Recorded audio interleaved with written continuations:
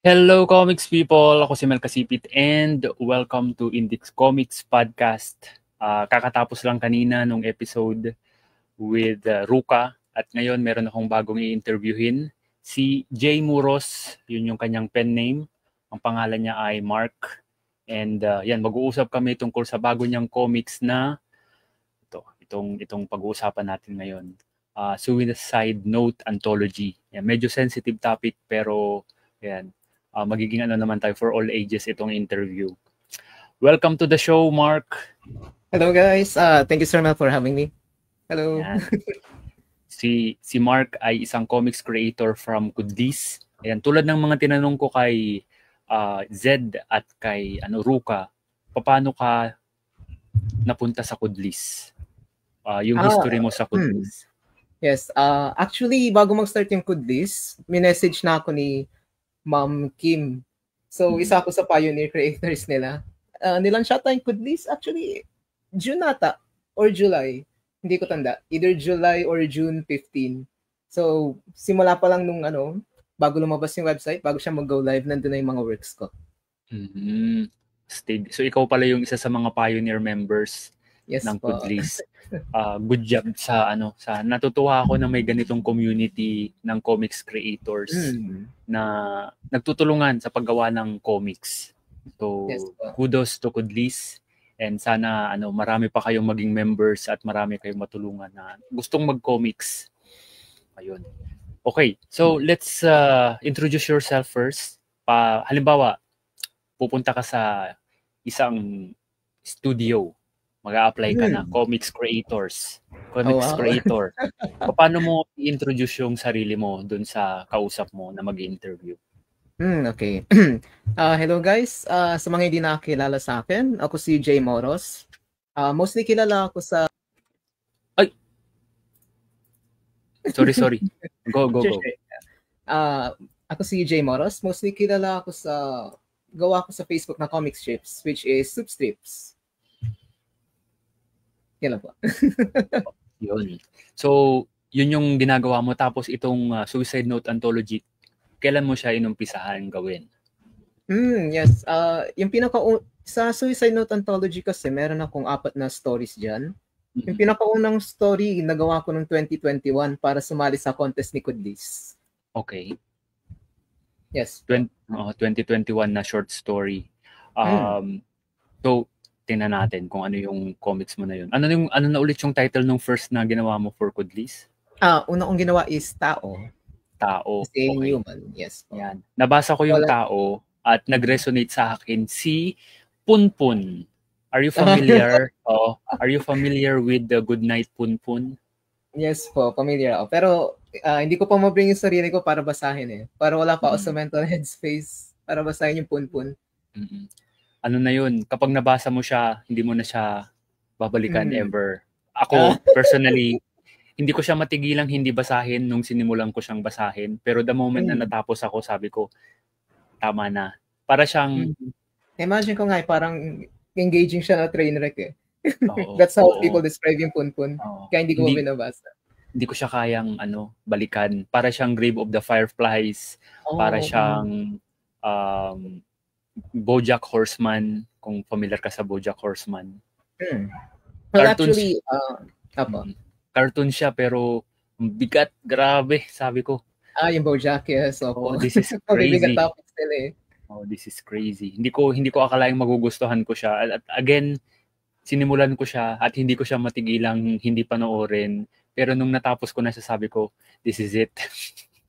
This is it, pansin. Well, actually, yung marami rin nagsabi sa akin na yung Birdhead parang si Punpun. Pero yung inspiration ko sa Birdhead talaga, nilabas ko siya kasi 2021. Peak siya nung last season ng Attack on Titan. Doon lumabas yung ending na ibon si Eren. Kasi si main character, yung gusto niya is maging free sa notion of what it means to be human. Isang tao. Kaya binigyan ko siya ng Birdhead. Kasi sa AOT, freedom yung symbol ni Eren, which is naging bird siya sa dulo ng series. Oo. Maganda yung yung Attack on Titan din. Isa rin yan sa mga mga hindi ko rin matigilang panoorin. Hindi ko siya binasa sa manga eh. Inabangan ko na lang yung anime. Same. Hiniwasan ko talaga yung mga spoilers nun eh. Pero yun, sobrang ganda din. Kahit na hindi ganun kaganda yung drawing, mahuhook ka talaga sa premise, sa story. Ang galing magaling ni Isayama eh. Ang galing niya. As in, pati si Goodnight Punpun din, magaling din. Inyo Asano, yes. Inyo Asano. Okay. Meron akong mga prepare na questions tapos mamaya mag-move tayo sa medyo lighter questions. So, what moved you to create Suicide Note Anthology and how did you approach telling stories around such a delicate and emotional subject? Yan. So, based on title pa lang, may idea na yung magbabasa kung tungkol siya. Tungkol saan siya. So, well, yung mga stories sa SN Anthology na lang tatawagin ko going forward para maikli. Yung mga stories sa SN Anthologies is ginawa ko para maging outlet lang ng thoughts ko when I'm in a very bad headspace. And reflection na rin siya nung mental headspace ko at the time, I guess. And nag-work around ako sa sensitive topics as much as I could. Hindi ko pinapakita yung ginagawa nila yung deed, either off-screen, unless, except dun sa isa, which is yung walang rason. Ginawa ko siya nung super bad yung headspace ko, kaya pinaita ko explicitly kung paano nangyari yung deed. Yeah. Basa ko yung first two, yung tao saka yung sumunod na short story. Walang rason po. Yes. Walang yung English rason. version po, no? Okay.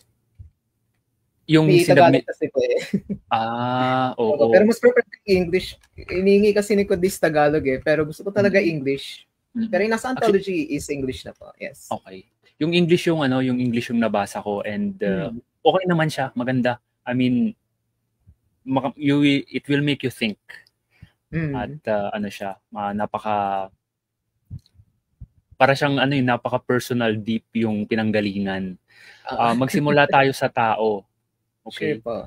Paano siya sabi mo medyo medyo nasa ibang headspace ka at the time nung ginawa mo siya. So ginagawa mong outlet yung comics to release yung ganitong mga klaseng thoughts. Tama ba? Yes po. Yeah, parang instead of doing the lead myself, let's just draw it, put it in a canvas, then put it online. Pero nakita ko naman na it was drawn and portrayed in such a way na hindi siya graphic tulad ng sinabi mo kanina at pwede ko siyang mai-recommend sa mga mahilig magbasa ng comics. Hopefully. Yung yung tao, pwede mo ba kaming bigyan ng background? Meron kang write-up dun after the short story. Yes. Naglalagay ako lagi ng after note. Kasi nung nasa college ako, mahilig ako magbasa ng light novels. And pag natatapos ko yung isang libro, laging siyang may afterword and I'm like, para tong dessert after finishing a good meal. So every time na gumagawa na rin ako ng story, nilalagay ko siya na after note. Actually maganda siya eh. Lalo na kung nagustuhan ng reader yung binasa niyang short story or comics. Magandang basahin para magkakaroon ng context yung binasa eh. Apo. Yung ganitong format na short story na medyo deep thought ganyan. Saan mo siya nakita first time? Paano siya na-introduce sa'yo yung paggawa ng ganitong klaseng short stories? Yes. Na-introduce ako sa ganitong type ng genre, yung ganitong niche. Noong college, sinimulan ko panoorin yung Monogatari series, if you know that. Then binasa ko yung light novels. Medyo parang one-shots din siya pero interconnected sila. Doon ko nakuha yung tawag dito? Yung inspiration to write these kinds of stories. Pati na rin sa books like Origairu, if you know that din. Medyo niche and Bunny Girl Senpai. Ano sa tingin mo yung reason kung ba't ka nagre-resonate sa ganitong klaseng genre? Kasi napaka-niche ng ganito eh. As in, sobrang niche yung comics as a medium of expressing stories. Niche na siya to begin with. Tapos pumunta ka pa doon sa napakaliit na section ng ganitong niche. Bakit? Yes. Bakit kaya? Well, for me kasi, what makes a story memorable, based sa mga kinonsume ko, no? What makes a story memorable for me is not the flashy fight scenes like sa Naruto, let's say, or yung witty dialogue like sa Monogatari. What makes a story memorable for me is how they made you feel at the time when you read them, when you consume them. And yung ganitong types ng stories is nag-resonate sa akin on a personal level. That's why nung naging able na ako magsulat ng stories, kasi before I was a comic creator, writer talaga muna ako. When I was able to write and eventually draw, napunta ako sa ganitong klaseng genre by default. Yeah, interesting. Kudlis, you got this, JM. Ayan, full support talaga ang Kudlis. Hey, thank you, Kudlis. Sa mga creators nila. Ayan. Congratulations, Kudlis, kasi nakakagawa kayo ng ganitong klaseng community of comics creators na nagtutuloy sa medium ng comics. Kasi rare breed na tayo. Kukunti tayo, as in kapag mayroon kang kilalang artist ka ba? Ang iniisip nila kaagad painting. Hindi nila iniisip yung comics. Kaya artist ka ba? Drawing mo nga yung mukha ko. Ganun kaagad yun eh. So ngayon, subukan nating ituloy yung medium ng comics. Ito. What kind of conversations or reflections do you hope the anthology will spark among readers? After nila siguro mabasa tong ginawa mo. Well, despite yung name, medyo touchy subject yung title, no? When I wrote as an anthology, wala akong intention na mag-spread awareness about suicide or mental health, unfortunately. Kasi sa mga stories na nandito, suicide is not the subject, but rather a component lang nung plot. So, if meron akong gustong i-take away yung readers when they read my work, I want them to think, sana, no? I want them to think about what they just read, think about the message, and how it may relate to them. Na instead na pag natapos mo yung libro, isipin mo lang sarili mo, okay, that was a good book, let's close it, never think about it again. Ayoko sana ganun yung mangyari. Ayoko mag-convey lang ng good narrative sana. Gusto ko rin mag-convey ng emotions and feelings na magsistick sa readers, na mag-leave ng mark. Na like I said, for me, what makes a story memorable is how you made them feel. So, with these stories, I want my readers to feel something, no? On a personal level din sana. Actually, totoo yun. Nung binasa ko yung first 2 na short stories mo, after ko mabasa yung isa, tigil, tapos reflect. Reflect dun sa binasa mo. Ganun yung naging, ganun yung reaction ko nung binasa ko yung story. So, interesting tong topic, and paano mo siya kinocompose? You mentioned earlier na medyo kakaiba yung headspace mo during the time na ginagawa mo ito. Pero mahirap i-compose yung magulong isip into something like this eh. So, paano mo siya ginagawa na mai-concentrate yung ganong headspace into a comics form? Paano, sinusulat mo pa ba muna? Dinodrawing mo muna? Nire-record mo ba yung boses mo, voice notes, ganyan? Well, for me, yung mga stories kasi nito is based on, medyo corny painggan, pero based on, not loosely based on personal experiences, no? Pero hindi naman direkta. For example, each story, meron siyang message na binibigay. Si Tao is about questioning your sense of belonging in your environment or community. Si Walang Rason naman is finding purpose behind your suffering. Finding reason or purpose behind your suffering. Si Mansuku is searching for contentment in an insatiable world. And Oika is accepting yourself for who you are. Sorry, ano ulit yung question? What kind of conversations or reflections do you hope the anthology will spark among readers? Tapos na tayo doon. May next na question eh. How I make the comics nga pala, how I compose them. Sorry. Oo nga, yun pala yung tinanong ko. Sorry. Well, ginagawa ko sila first. Off the top of my head, I just write. I write everything first because first and foremost, writer ako. So, nilalagay ko muna sa panels yung dialogue, one by one. Then, isa-isa ko siyang drawingan, line art, toning, then voila, it's done. Paano mo ginagawa yun during the time na hindi okay yung situation mo at the time? Kasi sabi mo kanina, yun yung time na medyo magulo isip mo or marami kang iniisip kanyan. Napipilit mo yung sarili mong magsulat talaga? Or meron notebook dyan na nakatabi na anytime pwede mong kunin, sulat agad? Well, yung iba rito is hindi naman at the time talaga. Siguro 1 or 2 lang. Pero pag masama yung headspace ko, mas kasi, tawag dito, mas malakas yung release ng words, ideas, thoughts sa ulo ko, and mas mabilis siya nagpo-pour sa canvas when I write them. Kaya, and nakakalimutan ko rin yung problema ko when I make these comics. So, it's a win-win. True. Siguro ginawa ko lang yun nung sinusulat ko si Walang Rason. Yeah. Doon lang yung super bad yung headspace ko. And natapos ko rin naman siya within 1 or 2 months, kahit masama yung headspace. Oo. Mabilis yun, 1 or 2 months, no? Actually, mahirap gumawa talaga ng comics. So, yung 1 page a day, medyo mahirap siyang i-achieve. Pero may mga nakakagawa. Mag-shoutout tayo sa mga nanonood. RH Kilantang, hi guys. Hello. Happy Father's Day, RH. Happy Father's Day po. Limuel Ocampo. Si Lods pala to eh. Hello, Lods. Salamat sa panonood. Ayan. Nung tinitingnan ko nung binabasa ko yung comics, I assume digital siya or is it traditional art? It's digital. Apo, digital po siya. Nasubukan mo rin bang mag-traditional before or digital ka na from start? Sa traditional, drawing lang ako sa bond paper. Naalala ko ng high school, bibili pa ako ng isang rim. Dadalhin ko sa school, pag may free time ako drawing. Pero never ko ginawang mag-traditional comics. Na-start ako ng comics journey ko, digital na talaga. Ayan. So, digital talaga.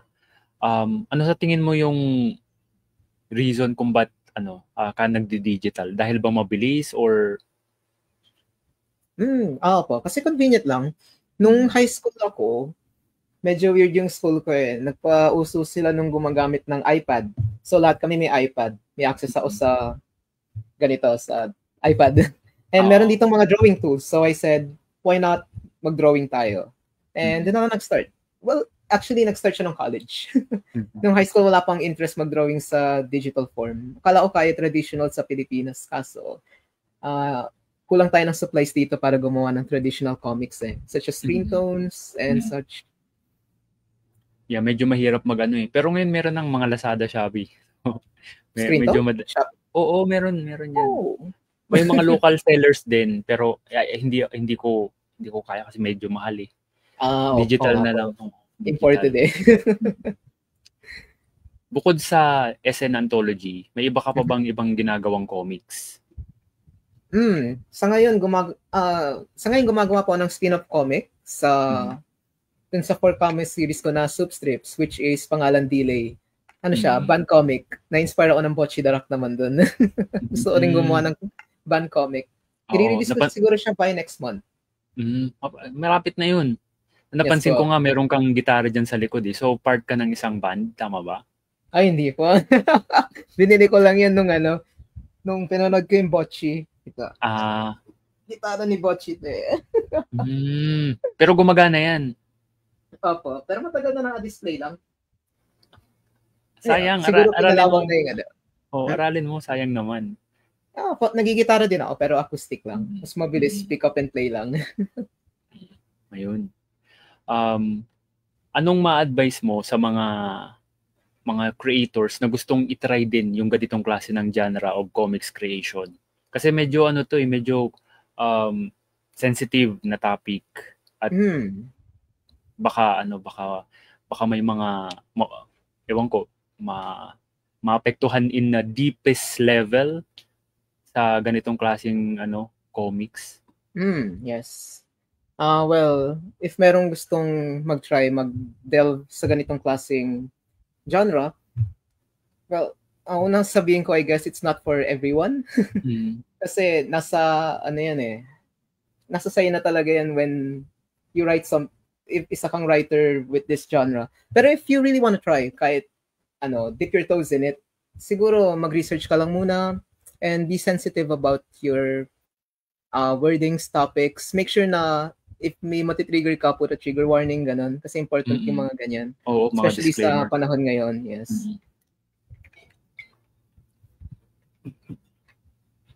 Yung art style na ginamit mo dito sa SN Anthology, talagang ganitong style na talaga o nag-experiment ka sa mga iba-ibang style kung paano mo ipe-present yung storytelling? Sa SN Anthology is, ganyan lang talaga yung itsura niya po kasi para sa akin yung pinakamahirap na part sa paggawa ng comics is storyboarding. Kaya yung main comics na pinoproduce ko lang is 4 comma para laging 4 lang talaga. Hindi ko na kailangang pag-isipan yung placement ng panels. Kasi malaking bagay yung panels sa isang comic. Siya yung nagdi-dictate ng flow ng pagbasa ng reader. Pag hindi maganda yung paneling mo, masakit sa mata, nakakapagod. So, nagsistick ako sa ganito, yung parang storyboards lang. Isang beses ko lang tinry na actually, I think, isang beses ko lang tinry, which is sa Mansuku, yung pangatlo, na one-shot. Doon ko lang tinry mag-experiment sa paneling and medyo nahihirapan ako. So, pagdating dito sa pang-apat, I went back sa storyboard style. Mas mabilis din siya gawin. So, natapos ko yung Oika in 2 to 3 months siguro lang. Tapos 50 pages siya. Opo. Ano yung mga kinukonsume mong content right now na tingin mo nakaka-influence sa'yo sa paggawa ng comics? Well, sa ngayon, marami akong kinukonsume na media pero nothing na nag-inspire sa akin na magsulat ng ganitong genre ulit. Right now, binabasa ko is Smoking Behind the Supermarket with You. Para siyang, para siyang ganito actually, pero lighthearted. Kasi yung mga one-shot kong ginagawa is either dialogue lang ng 2 tao. Laging 2 characters lang and nagba-back and forth lang sila. Parang ganun yung Smoking Behind the Supermarket with You. Yung sa anime naman, pinapanood ko is Apothecary Diaries and One Piece. Oh my God, ang ganda sobra ng One Piece. Oo. Kakapasok ko pa lang sa sinimulan ko siya last year and ngayon nasa Dressrosa na ako patapos. Anime yung pinapanood mo? Yes. O binabasa mo lang? Pinanood ko. Yung One Piece. Yung inedit nila sa pacing ng manga. Ang hirap ng lalo na sa Dressrosa. Oh my God. Ang daming talo. So, daming fillers. Oo. Yes, kaya maganda yung One Piece. Saka yung One Piece yata naka 4:3 aspect ratio yung kasi yung sa yung mga nasa Netflix kasi kahit yung mga pinakaluma naka 16:9 may mga naka-cut na parts. Ganun na siya. Ang gusto kong panoorin yung buo, ayokong panoorin yung na-crop. Pero sa Dressrosa maayos na naman yung aspect ratio niya. Hindi na siya excuse me. Yun. So, yan. Ano yung ilalabas mo maliban dito sa SN Anthology sa Pick-Off? Meron pa bang iba or ito lang muna yung SN Anthology? Alam ko ito lang muna yung ilalabas natin. Wala pa yung iba eh. Kino-compile pa. Pupunta ka ba sa Pick-Off itong darating na July? Yes, pupunta ako. And yeah. Pero kasi ako isang artist na laging sinusundan eh. Hopefully nandun din siya para masulit yung punta. Sige, i-shoutout natin. Sino yung artist na yan? Uy, hindi niya na kailangan ng shoutout. Kilala na siya eh. Si Hung Hang Flashbacks po. Siya yung inspiration ko sa paggawa ng comics. Nandiyan yung books na sa likod. Si Drew Borja. Drew Borja. Shout out sa'yo. Na-interview na namin si Drew po. Panoorin mo yung sige po, panoorin yung interview niya sa IKP. Tapos pinag-usapan din namin yung One Piece. Oh, wow. Fan din pala siya. Oo, fan yun. Super fan siya ng One Piece. Hindi lang fan. Talagang nag-nerd out si Kong. Ganun din. Oo, One Piece. Yes. Maganda talaga eh. Ayun. Okay. So, ito. Pick-Off Philippine International Comics Festival 2025 is going to be on July 5 to 6, Saturday and Sunday, 10 a.m. to 8 p.m. sa Mega Trade Hall 2, SM Mega Mall. Ayan. Ito ba yung first na na comics convention mo? Nakapunta ka na before? Marami po. Lagi akong pumupunta pag may pag may convention.